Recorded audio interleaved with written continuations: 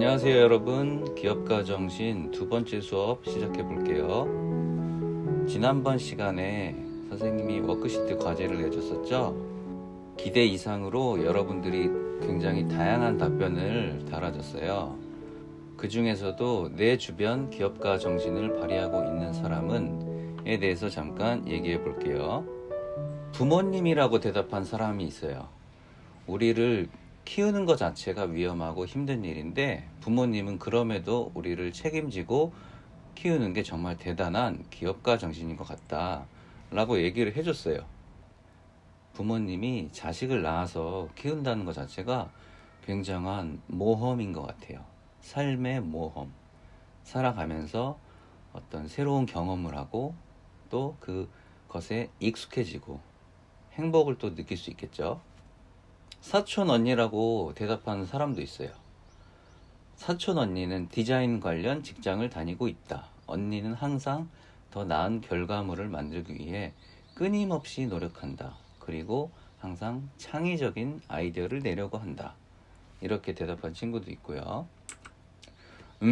없다. 대한민국 교육 자체가 이런 사람을 만들고 있지 않다. 선생님은 이 의견이 굉장히 눈에 들어왔어요.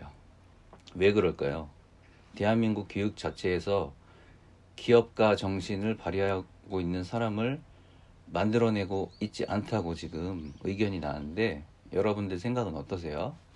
초등학교 때 친했던 친구, 항상 모든 활동 때 기발한 아이디어를 생각하고 남들을 따라하지 않고 자신만의 방법을 찾아 나갔다. 이것도 기업가 정신의 어떤 의미랑 부합하는 것 같아요. 그럼 이렇게 다양한 의견들이 나왔는데요. 여기서 기업가 정신이 가지고 있는 어떤 의미라던가 어떤 내용이랑 좀 연관이 될까요? 부모님 같은 경우는 도전 정신, 문제 해결 능력 이런 것들이랑 연결시킬 수 있을 것 같아요. 자식을 낳아서 키운다는 것 자체가 모험이라고 그랬잖아요. 탐험을 하면서 새로운 것을 발견하고 때로는 위기가 있을 수도 있어요. 그렇지만 보물을 찾을 수도 있겠죠. 어떤 자기 만족, 성취감을 느낄 수도 있는 거예요. 우리 부모님도 부모라는 역할 자체가 처음인 거잖아요. 그래서 다양한 문제들을 마주치게 되고 그것들을 다 해결해 나가면서 여러분들을 잘 돌보고 키우시게 되는 거죠. 디자인 관련 일을 하고 있는 사촌 언니 같은 경우도 창의력, 이 디자인이라는 것 자체가 창의력, 어떤 상상력이 있어야 되는 일이잖아요. 또 이것들을 실행하는 것, 이런 것들이 기업가 정신이랑 굉장히 부합될 수 있는 것들이겠죠. 없다. 대한민국 교육 자체에 대해서 지금 비판하는 거예요. 자, 우리 여러분들 기업가 정신의 가장 중요한 역량 중에 하나가 또 비판적 사고예요. 세상이 지금 발전하고 굉장히 변화를 맞이했잖아요. 그런데 대한민국 어떤 교육, 현재 어떤 것 같아요? 많은 변화가 있었나요?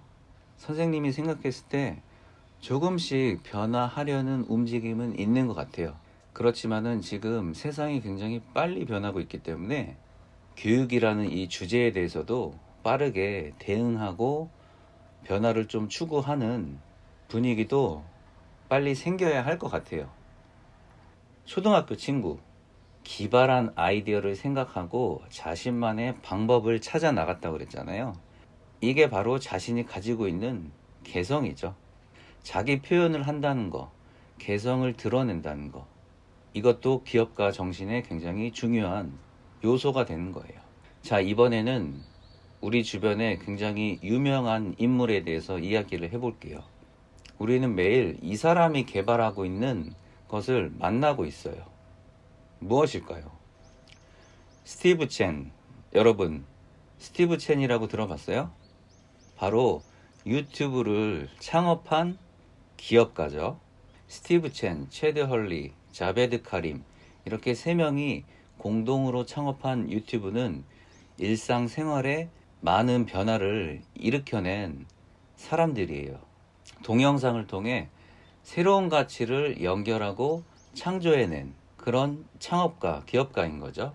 여기서 유튜브라는 이름의 의미, 스티브 첸이 말하기를 U 플러스 튜브, U는 너잖아요, 너. 그리고 튜브는 TV를 말하는 거예요. 그래서 유튜브라는 브랜드 이름을 만들어낼 때 이런 가치를 부여한 거예요. 내가 시청, 영상을 소비할 수도 있고 만들어낼 수 있는 그런 제작자로서 영상물을 만들어내는, 생산해내는 의미도 담고 있는 거죠. 2005년 창업을 했어요. 어떤 기술이 발전이 있었냐면요. 2005년에 스트리밍 서비스라고 개발이 됐어요. 지금 우리는 음악을 다운로드 하거나 실시간 스트리밍으로 동영상이라던가 음악을 지금 보고 있잖아요. 보거나 듣고 있잖아요. 2005년만 해도 인터넷이 지금처럼 빠르진 않았죠. 스트리밍 서비스가 기술이 개발되고 이제 시작이 된 거죠. 그래서 이런 음악이라던가 동영상을 공유하거나 그럴 수 있는 분위기가 아니었어요. 근데 이런 스트리밍 서비스가 기술이 개발이 된 이후로 동영상이 공유되고 어떤 그 인간의 욕망을 채우고 싶은 욕구가 있었던 거죠. 굉장히 재밌는 영상이라던가 뭐 유행하는 영상이 있으면은 그걸 친구들이랑 공유하고 나눠 보고 싶잖아요. 그래서 이야기거리가 되고 같이 즐길 수 있는 건데 언제 어디에서나 공유할 수 있는 그런 사이트가 필요하다는 판단하에 이 스티브 첸이 유튜브를 창업을 했어요. 어떤 새로운 가치를 전달해 줄 수 있는 욕구를 충족시키기 위해서 영상을 공유하고 소비하고 또 생산할 수 있는 사용자가 정의 내릴 수 있는 이런 유튜브 플랫폼을 만든 거죠. 여러분 혹시 그거 아세요? 유튜브 최초로 10억 뷰 달성. 어떤 영상인지 혹시 아세요?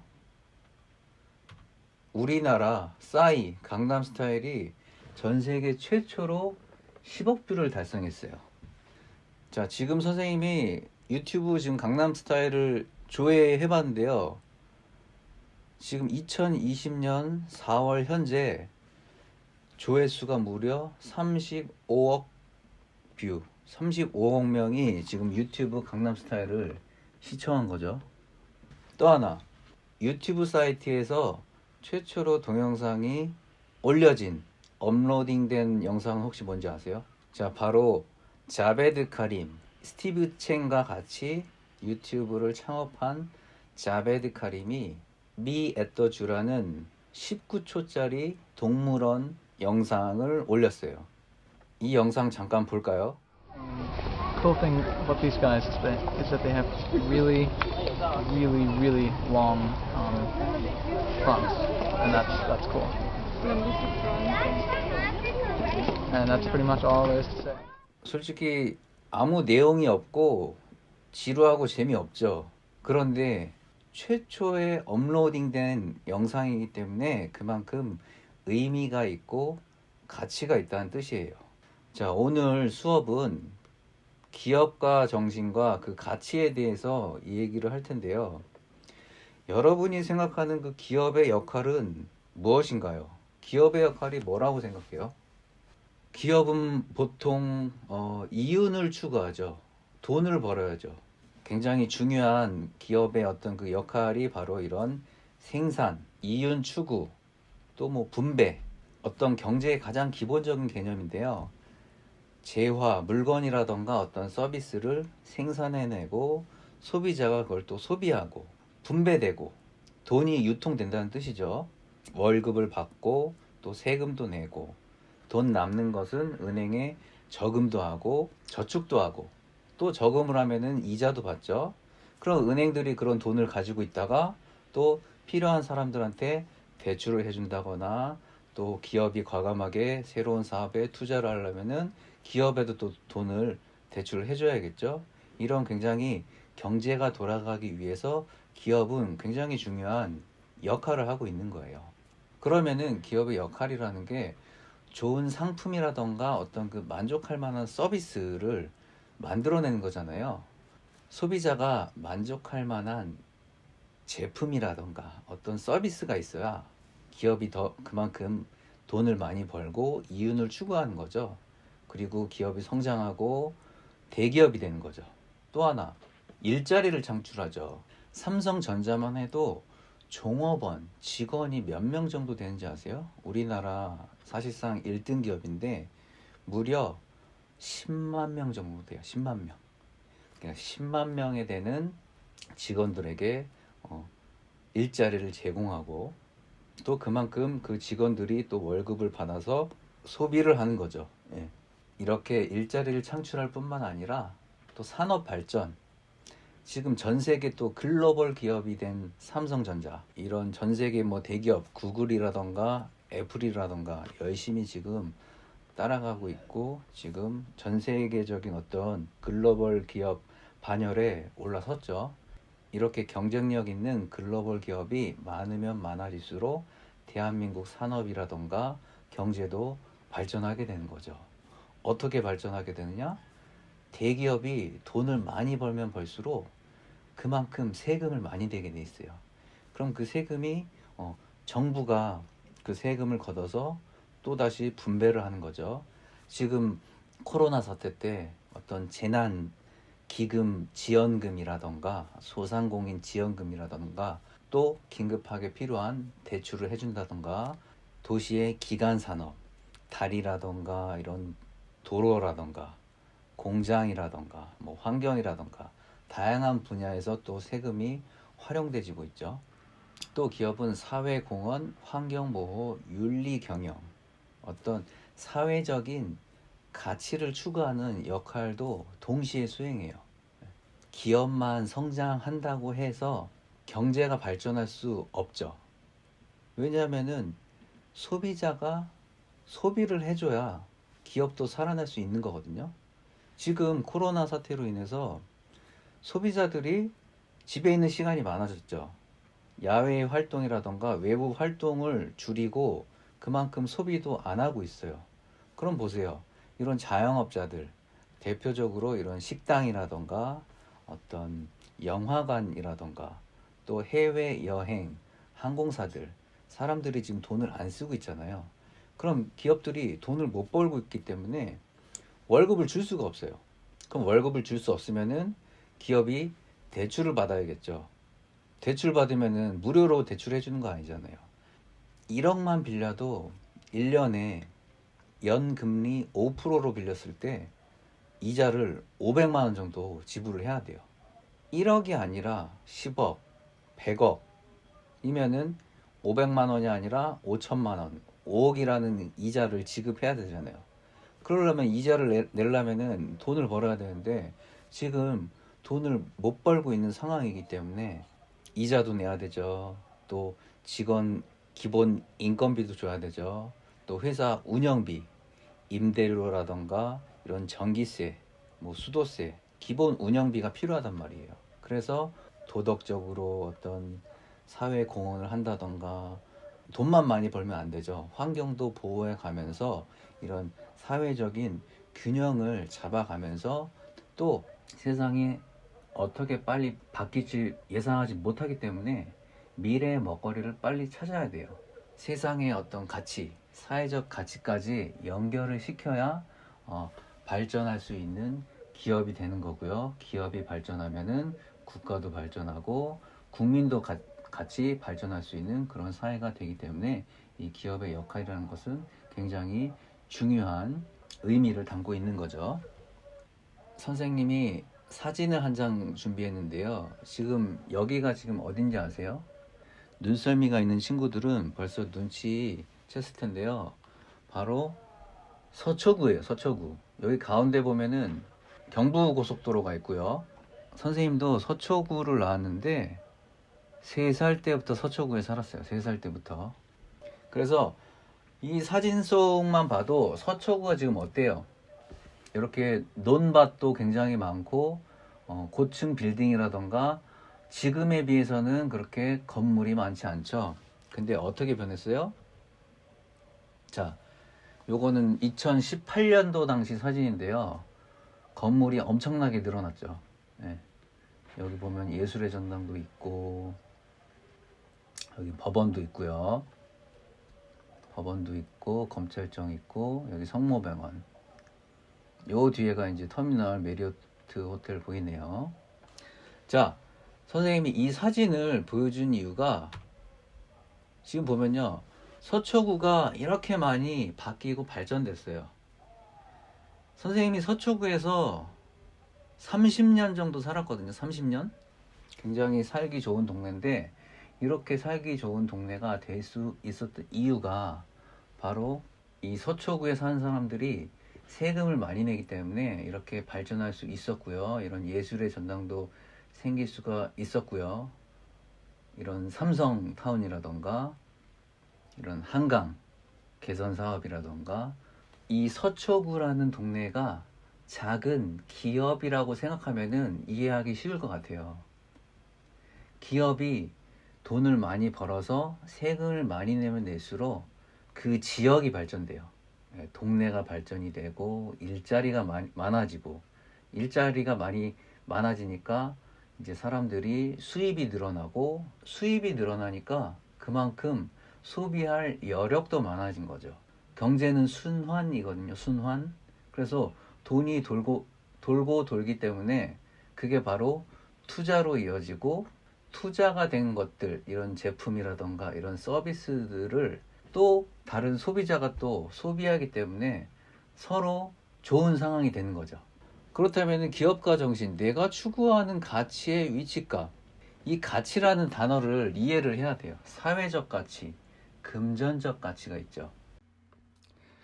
쉽게 얘기하자면 사회적 가치는 사회에 도움이 되는 가치, 좋은 가치를 말하고요.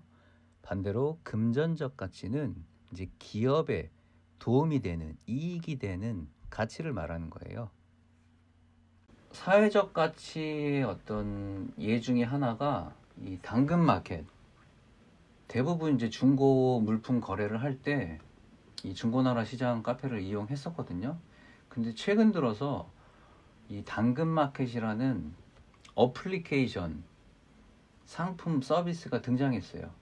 근데 여기서 어떤 사회적 가치를 제공했을까요?